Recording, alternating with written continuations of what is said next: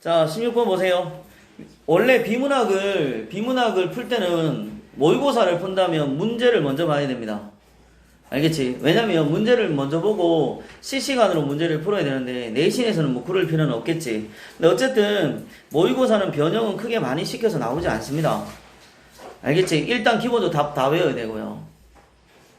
그대로 나오는 경우는 거의 없지만 그래도 살짝 정도 바꿔놓기 때문에 기본적으로 본문을 3번 이상 읽어야 되고 답을 꼭 외워야 됩니다. 알겠습니까?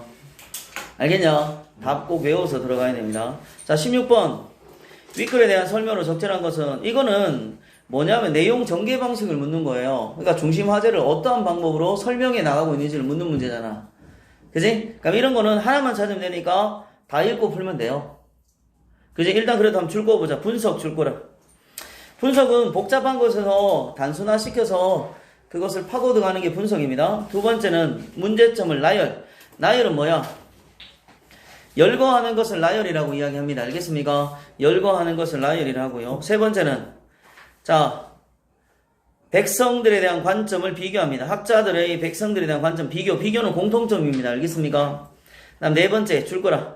비판도 통치관을 비판적으로 서술. 다섯 번째 통시적으로 줄 거라. 통시적으로. 통시라는 것은 시간의 흐름에 따라서 살펴보는 게 통시적이에요. 그러니까 몇 세기가 나온다든지 무슨 시대가 나온다든지 이해되겠니? 근데 눈으로 딱 봐도 통시적인 것은 아니겠죠. 그죠? 혹시 몰라요. 그래도 봐야 됩니다. 그 다음 17번 외민에 대한 설명. 그럼 외민이 어느 단락에 있어? 하나, 둘, 세 번째 단락이 외민에 있지? 그럼 이런 문제는 세 번째 단락에서 답을 찾으려고 일단 노력해야 됩니다. 알겠습니까? 그 다음 18번 다 읽고 풀어주는 문제고 19번은 다음은 윗글 읽은 학생의 독후 활동이다. 가에 들어갈 내용으로 가장 적절한 것은 무엇인가? 그럼 이것도 보세요. 유사한 화제를 다룬 자료다. 관점의 차이를 정리해보자. 어떤 관점의 차이가 있는지 그럼 자료를 잘 보면 되겠네요. 그렇죠? 자, 한번 보도록 하겠습니다. 그렇게 어려울 것 같진 않다. 21번에서 25번이 이제 재산권, 법인이 헌법 나오니까 이게 이제 좀 여러분 너희들 단어 자체가 좀 생소하고 16번 문제는 그렇게 어렵지는 않을 것 같습니다. 한번 봅시다. 자, 항상 이런 문제가 나왔을 때 얘들아 개념 나오면 항상 네모 치고 사람 이름 나오면 동그라미 치고 A가 아니다 B이다 이런 형태 나오잖아. 그럼 앞에 게 중요해 뒤에 게 중요해? 뒤에 게 중심 내는 내용이야. 그러게 꼭 선택지로 문제가 나온다. 알겠지? 그런데 앞에 게 중요해 뒤에 게 중요해?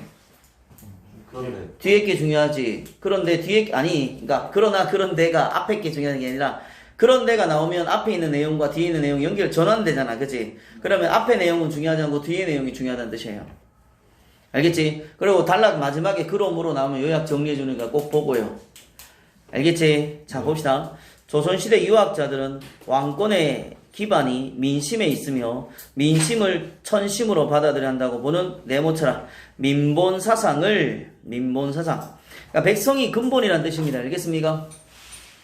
백성이 근본이다. 민본사상을 통치기조로 삼을 것을 주장했다. 이러한 관점이 뭐예요? 민본사상입니다. 이러한 관점이 군주는 누구예요? 왕입니다. 군주는 백성의 뜻을 하늘의 뜻으로 받들며 섬기고 덕성을 갖춘 성군으로서 백성의 모범이 되어야 되며 백성을 사랑하는 애민, 사랑했자 백성민자예요. 애민의 태도로 백성의 삶을 안정시키고 백성을 교화라는 것은 올바른 걸로 고치는 게 교화입니다. 알겠습니까? 교화해야 하는 존재라고 강조했다. 또한 백성은 또한이니까 어떤 또 다른 이어지는 내용이 되겠죠? 자, 또한 백성들은 보살핌과 가르침을 받는 존재로서 통치에 뭐 해야 된다? 순응해야 된다. 자, 그럼 첫 번째 단락은 뭐에 대한 설명입니까? 민본사상인데, 자, 민본사상은 임금의 입장은 어떠세요? 임금은? 백성을 교화해야 백성들을 사랑으로 뭐 해야 되는 겁니까? 잘 다스려야 되는 거죠. 그죠? 그러면 뭡니까?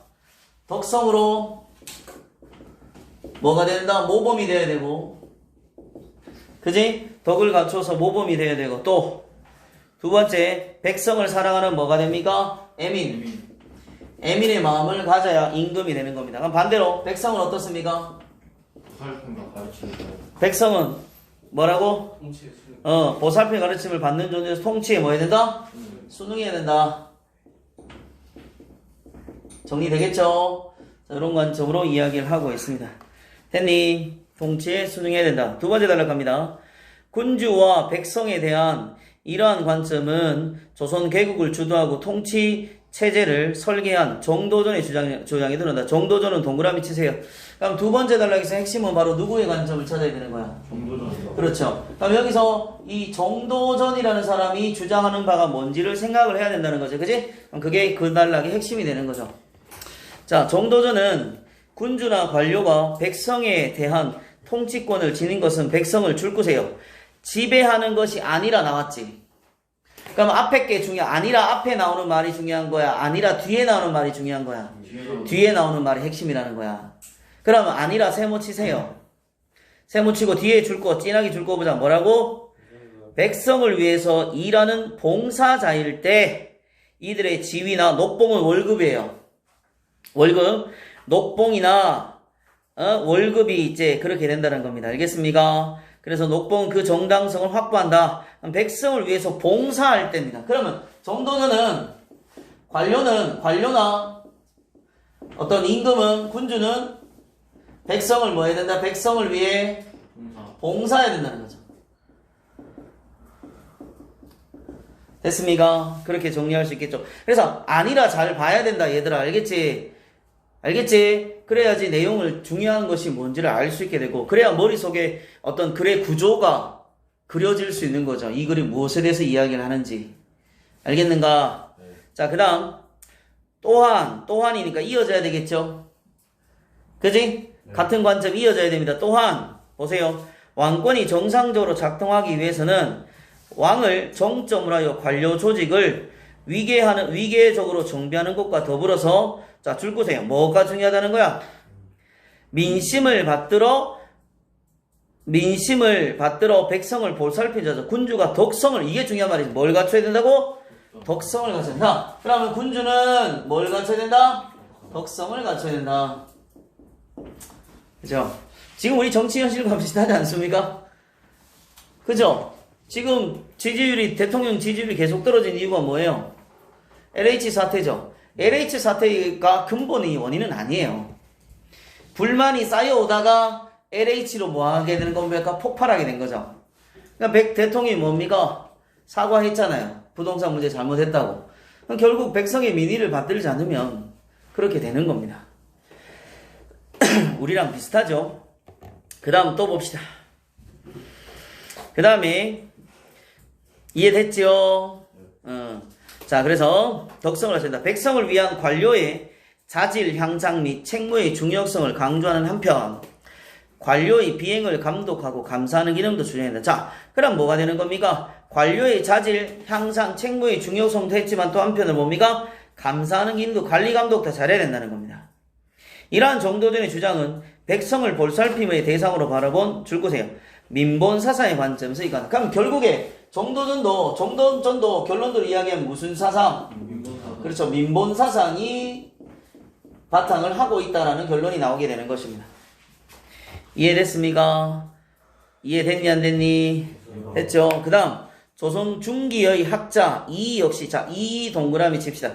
자, 앞에서는 누구의 관점이 나왔어요? 정도전의 관점이 나왔죠. 그러면 여기서 여러분들은 모의고사 칠 때나 내신 시험 칠 때 제일 중요한 것은 뭐냐면 그 인물들의 말하는 관점이 뭔지 반드시 찾아야 됩니다. 알겠습니까? 이해되겠나? 반드시 찾아야 된다라는 것을 꼭 기억하기 바랍니다. 자, 조선 중기의 학자입니다. 조선 중기의 학자 봅시다. 자, 조선 중기학자 이 동그라미 치고 이 역시 군주의 바람직한 덕성을 강조한 한편 군주와 백성의 관계를 줄거세요. 부모와 자식의 관계에 빗대어서 백성을 보살핀다. 자, 세 번째 단락은 율곡 2가 돼서 이는 자, 군주와 백성은 부모와 뭐다? 부모와 자식의 관계에 빗대어서 설명하고 있다. 그럼 부모는 어떻게 해야 됩니까? 자식을 잘 보살펴야 되는 게 목적이죠. 그죠? 그렇지? 자, 그 다음 또 보세요. 이는 특히 애미는 부모가 자녀를 가르치듯 군주가 백성들을 도덕적으로 교화함으로써 실현되며 교화를 순조롭게 이루기 위해서는 우선 백성들을 경제적으로 안정시켜야 된다. 줄 거세요. 그러려면 첫째 뭐 해야 된다? 자, 첫째 어떤 일을 해야 된다? 경제적인 안정이 필요하다는 거죠. 야, 부모가 먹고 살게 해줘야 자식들이 부모를 따르고 안정적으로 정서적으로 안정되게 살아갈 수 있을 거 아니냐, 그치? 예, 그렇기 때문에 먼저 잘 살아야 된다. 잘 사는 것보다 안정해야 된다. 또한 백성은 군주에 대한 신망을 버릴 수도 있는 존재이므로 군주는 백성들을 두려워하는 마음으로 외민의 태도를 지낸다. 외민, 이 외자가 무슨 외자인 줄 아나? 이 외민, 외자가 두려워할 외자예요. 그 다음 백성민이 되겠지. 그지? 백성을 뭐 해야 된다? 두려워할 줄 알아야 된다. 이런 뜻입니다. 알겠습니까? 외민의 뜻을 알아두세요. 알겠습니까? 백성을 뭐 할 줄 알아야 된다? 두려워할 줄 알아야 된다. 라는 것입니다. 됐습니까? 백성을 두려워할 줄 알아야 된다. 그 다음 백성을 보살피고 교화해야 될 대상으로 여긴 점은 종도전의 관점과 줄 거세요. 상통한다. 공통점이라고 쓰세요. 주관식으로 낼 수 있겠지? 너 주관식 없나? 상통이 뭐예요? 간단한 비슷한 공통점. 있어요. 어디까지 했냐고? 왜 안 따라와? 외민 밑에 줄에. 외민 밑에 줄에. 외민 밑에 줄에. 네모 이체. 자, 백성은 교화해야 될 상황. 여기는 공통점이다. 알겠지? 요런 거 내용 일치 문제나 나올 수 있잖아. 변형시켜야 되는 거니까 선생님 입장에서는. 그치? 그럼 율곡 이의와 정도전의 공통점으로 알맞은 것은 뭐 공통점과 차이점으로 알맞지 않은 것은 이렇게 해서 문제 만들 수 있겠죠? 이해되겠습니까? 네. 그 다음 현우 자모지 정신 차리세요. 그 다음 다만 세모치세요. 그럼 이건 차이점이 되겠지? 다만 군주가 백성에 대한 두려움을 가지고, 이건 차이점이니까 줄거, 군주가 백성에 대한 두려움을 가지고 백성의 신망을 유지하기 위해 노력한다는 점을 강조하는 차이가 있다. 차이 동그라미 치고 별표 쳐놔라. 얘는 그럼 뭐가 되는 거야? 차이점이지. 그럼 이런 게 시험 문제 나올 수 있겠지. 신망이 뭐예요? 믿음. 신앙. 믿을 신자. 그 다음에 두통. 신망이 두텁다 이런 말 안 들었나? 믿음이 두텁다 할 때 신망이 두텁다 이런 말을 씁니다. 알겠지? 근데 너 이 어휘장에 나올 걸, 그 우리 어휘장에 나올 건데 그 단어, 신망이라는 단어가 어휘장이 뭐예요? 매주마다 하는 게 있다. 시험 기간 아닐 때 하는 게 있다. 그래서 이해됐죠? 여기까지. 그러면 율곡 이의와 공통점과 뭐가 되는 차이점. 그럼 17번 풀어보자. 네. 외민에 대한 이해로 가장 적절한 것은 5번이요. 거기 있는 내용 가지고 있는 걸 찾으면 되는 거잖아. 알겠지? 그 단락 안에 있는 말 가지고 찾으면 되는 거야. 알겠지? 그러면 답은 몇 번이 되는 거야? 5번이 답 나오는 거죠. 이해되겠습니까? 자, 그 다음 단락. 조선 후기의 학자 정약용은 동그라미 치세요. 그러면 자, 네 번째 누구에 대한 설명입니까? 정약용입니다. 이것도 시대의 흐름이 나타날 수도 있겠네. 근데 이제 그 시대의 흐름이 이제 내용적인 측면과를 봐야 되겠죠. 그죠? 자, 정도전은 언제입니까? 조선을 건국한 사람이잖아. 고려 말에서 조선 초까지입니다. 나중에 이제 그 태종 이방원 있죠. 이방원. 태종이 가장 먼저 난을 제 2차 왕자의 난을 일으키면서 얘를 바로 죽여버립니다. 바로 죽여버리고 율곡이는 임진왜란 전입니다. 그러니까 1500년대 초중반. 그 다음에 정약용은 18세기 1700년대 후반부터 1800년대까지. 알겠습니까? 그래서 어떻게 보면 시대의 흐름이 나타나 있네요. 그 다음 봅시다. 정약용은 어떻게 주장하는지 보세요. 정약용은 환자나 극빈자, 노인과 어린이 등 줄거세요. 사회적 약자에 속하는 백성을 적극적으로 보호하는 것이 애민의 내용이다. 그럼 애민의 차이점이 나타나지. 기존에 여기서의 정약용의 애민은 뭐가 되는 거야? 사회적 누구를? 약자를 잘 보호해야 된다는 것입니다. 그죠? 그 우리나라도 지금 복지 정책이 많이 쓰고 있죠? 그래서 뭐 기초생활수급자라든지 차상위 계층이라 그래서 기초생활수급자는 아닌데 일정 부분의 월급이 생활소득이 없으면 지원해주는 거 있어요. 현우야. 야, 그런 게 있다. 알겠지, 현우야? 일어서서 저가서 일어서서 좀 듣다가 일어서서 수업 좀 들어라. 해라.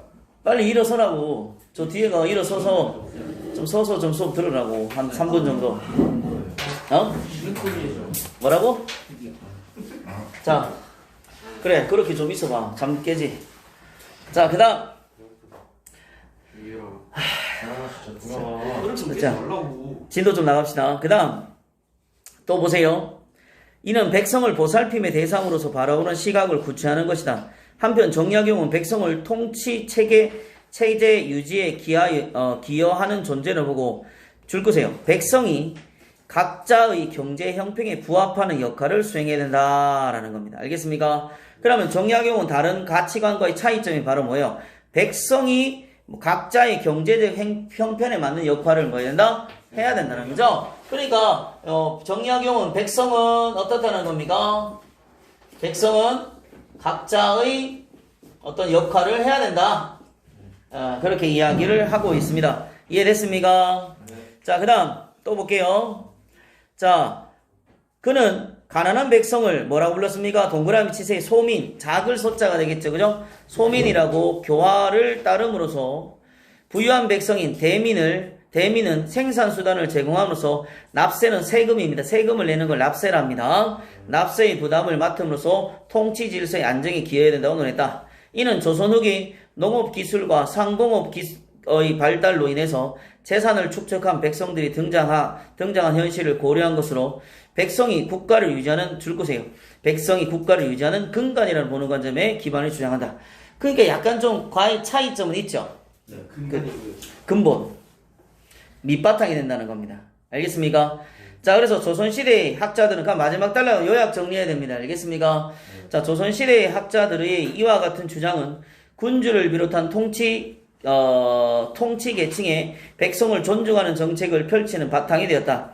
백성을 대상으로 한 교육제도, 관료의 행포를 견제하는 감찰제도, 민생 안전을 위한 조세 및 복지제도, 백성의 민원을 수렴하는 소번제도 등의 백성을 위한 정책이 구현된 사례라고 볼 수 있다. 그럼 이게 이제 민본주의의 어떤 바탕이 되는 것들입니다. 알겠습니까? 그러면 16번.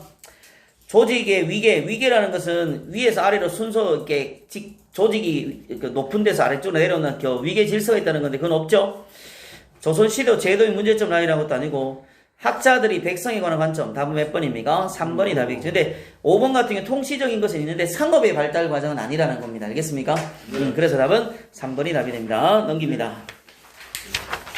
18번. 뭐라고? 16번에 3번.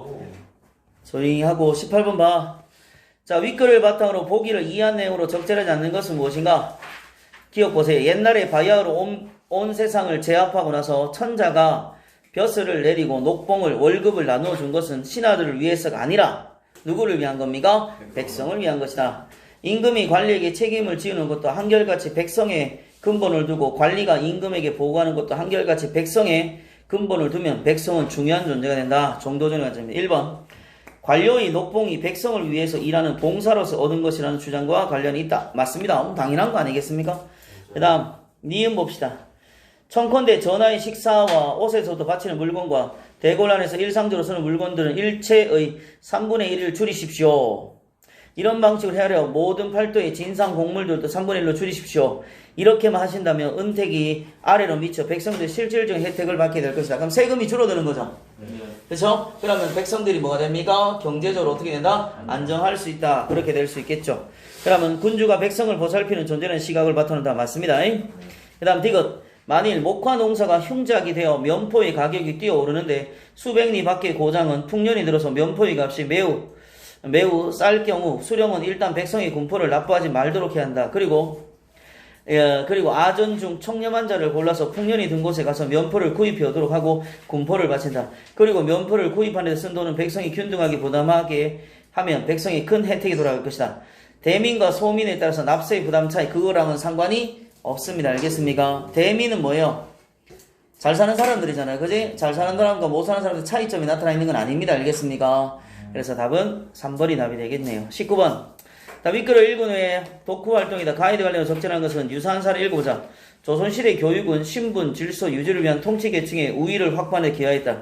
현실적으로 통치 계층이 아닌 백성들은 정치에 참여하는 관료가 되기 어려웠는데 이는 신분에 따라 교육 기회가 제한된 것과 관련이 있다.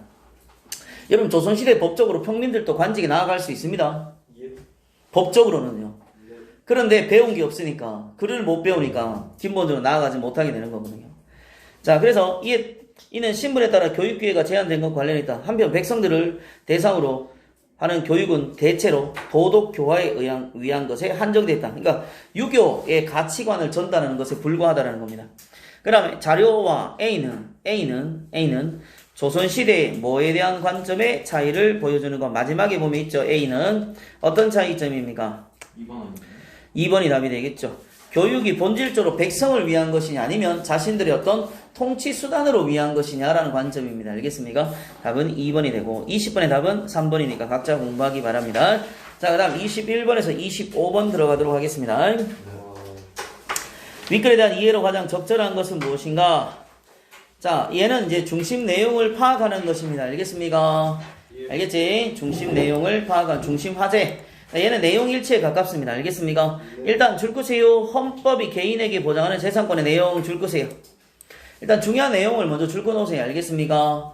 헌법이 개인에게 보장하는 재산권의 내용. 두 번째, 공용 침해 중 사용과 달리 제한의 경우는 그러면 뭐의 관점을 찾아야 되는 겁니까? 제한에 관해서 찾아야 된다는 겁니다. 그죠? 그 다음 세 번째, 재산권을 침해하는 모든 행정작용 줄 거고요. 재산권의 사회적 제약을 규약하는 모든 법률은 줄 거세요. 감염병 예방을 위해 행정기관이 일정 기간 동원하는 것을 수용이란다. 수용이란 단어 개념 알아둬야 되겠네요. 22번 기획관인의 공통점과 차이점 찾아보도록 하겠습니다. 그 다음 23번 전제는 이유입니다. 알겠습니까? 그러니까 디귿이라고 나올 수 있는 이유를 찾는 거야. 얘들 알겠지? 그럼 그 단락 앞뒤 문맥 앞 문장 뒷문장을 잘 보세요. 알겠죠? 이런 것들은 항상 그 단락 안에서 답을 찾으려고 노력해야 됩니다. 알겠습니까? 그 다음 24번 윗글을 참고하여 보기 헌법재판소에 대해 추론. 그 다음에 25번은 단어 뜻 묻는 문제 실시간으로 문제를 풀어주면 되겠습니다. 문맥적 의미 묻는 거네요. 시작하겠습니다.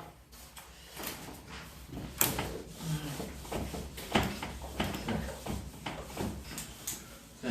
와. 1번, 2번 어떤 수치예요? 21번에 1번인가? 21번은 왜? 1번, 2번 어떤 수치예요? 어디다? 헌법이 개인에게 보장되는 재산권의 내용. 일반적으로 주어를 줄 거면 돼요. 주어가 가장 중심이 되는 것들이거든요. 자, 첫 번째 단락 읽겠습니다. 첫 번째 단락 보세요.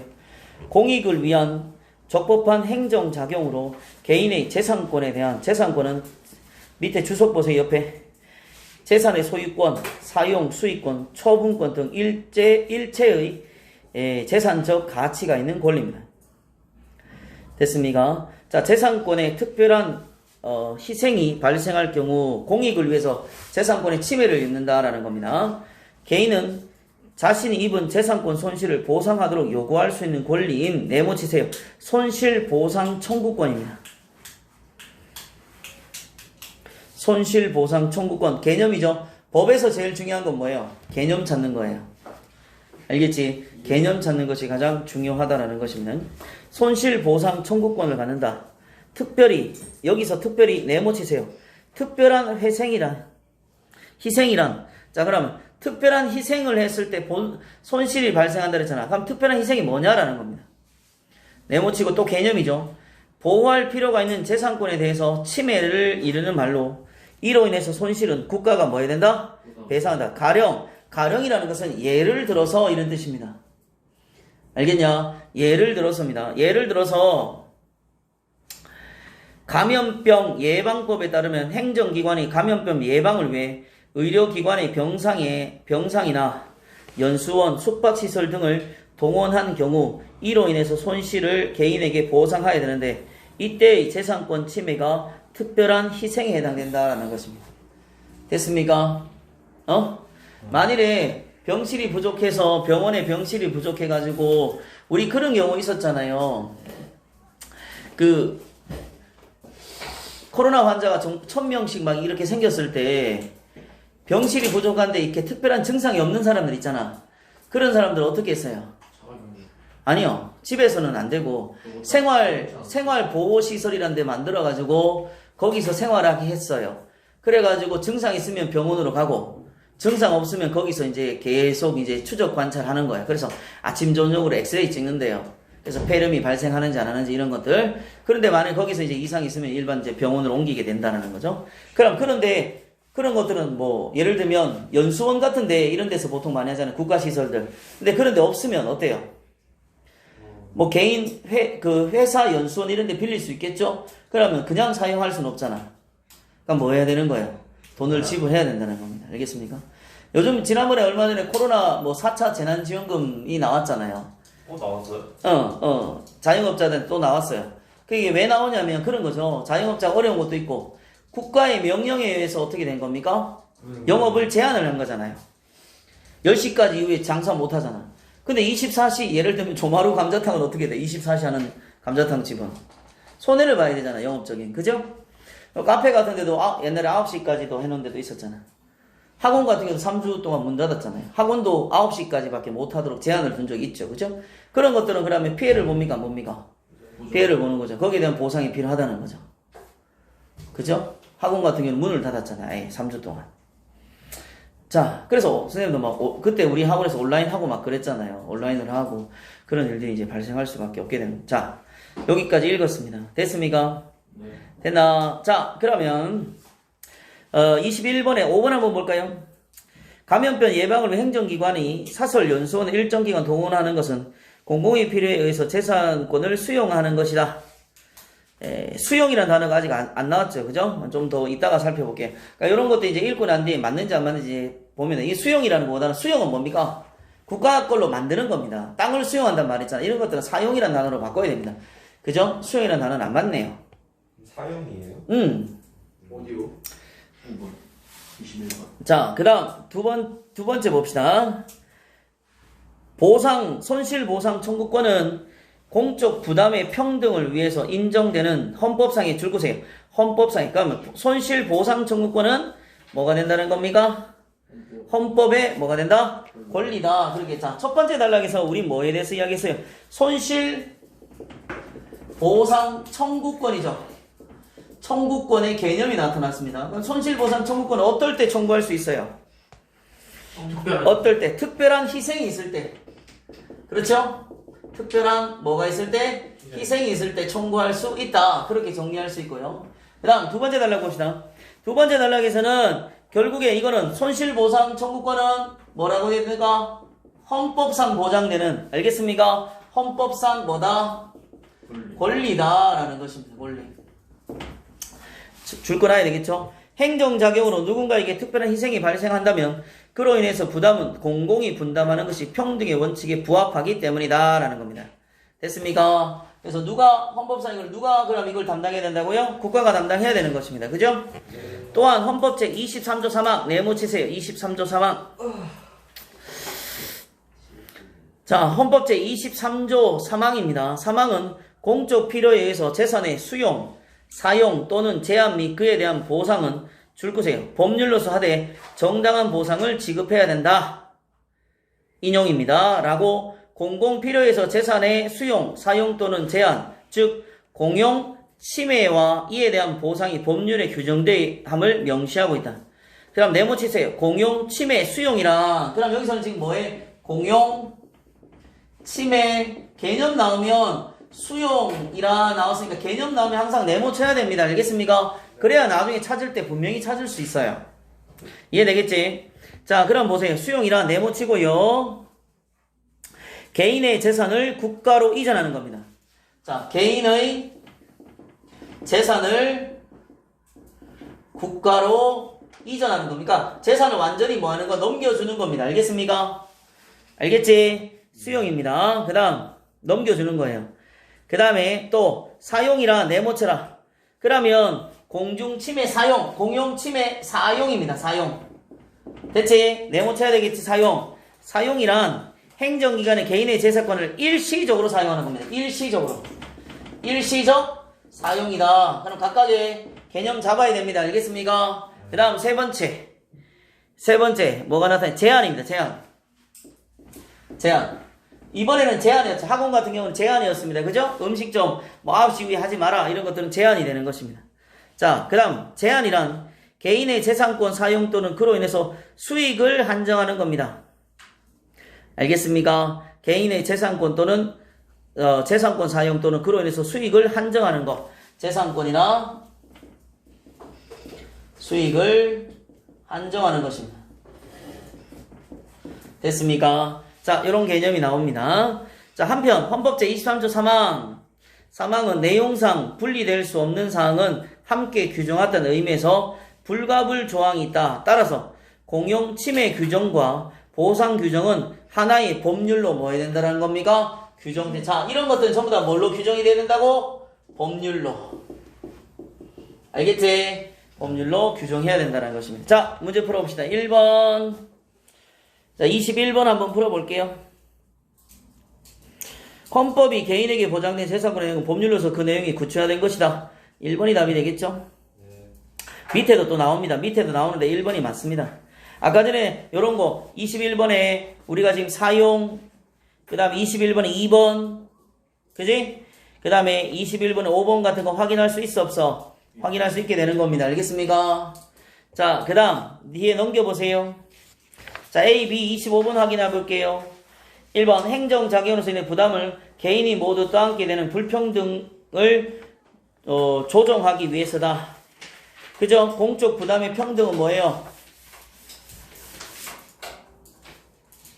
개인만 부담을 가지면 안 되겠죠? 그 다음, 그러니까 1번은 맞는 말이 되겠네요. B, 공용 침해 규정. 공공 필요에 의해서 개인의 재산권을 수용, 사용, 제한하는 규정과 관련이 있다. 보상 규정은 하나의 법률 규정이다. 맞는 말이 되겠지? 그럼 이것도 지우세요. 세 번째다. 그러나, 세모 칩시다. 이제 그러나. 그럼 그러나가, 단락 앞에 그러나가 나왔다는 것은 앞에 있는 내용과 뒤에 있는 내용이 서로 어떻게 된다는 거야? 반대된다는 겁니다. 알겠습니까? 반대된다라는 것을 알 수 있겠습니다. 자, 봅시다. 헌법 제25조 1항에서 네모처럼 23조 1항 모든 국민의 재산은 보장된다. 그 내용과 한계는 법률로 정한다라고 규정하여 줄거세요. 재산권은 법률에 의해서 구체화된다고 밝힌다. 자, 그러니까 21번에 1번 맞아요? 틀려요? 확실하게 맞겠죠? 그죠? 그래서 재산권은 법률에 의해서 뭐한다? 구체화된다라는 겁니다. 됐니? 또한 제2항에서 재산권의 행사는 공공복리에 적합하도록 하여야 된다라고 하여 개인의 재산권과 행사가 공익에 적합하여야 한다는 재산권의 사회적 제약을 규정하고 있다. 특히 토지처럼 공공성이 강한 사유재산은 재산권 행사에 더욱 강한 사회적 제약을 받을 수 있다. 만약 재산권 침해가 사회적 제약의 범위 내에 있다면 이로 인해서 손실의 보상의 대상이 되지 않는다. 즉 재산권 침해가 특별한 희생에 해당될 때만 보상이 가능하다라는 겁니다. 알겠습니까? 자, 그러면 25번에 3번 헌법 제23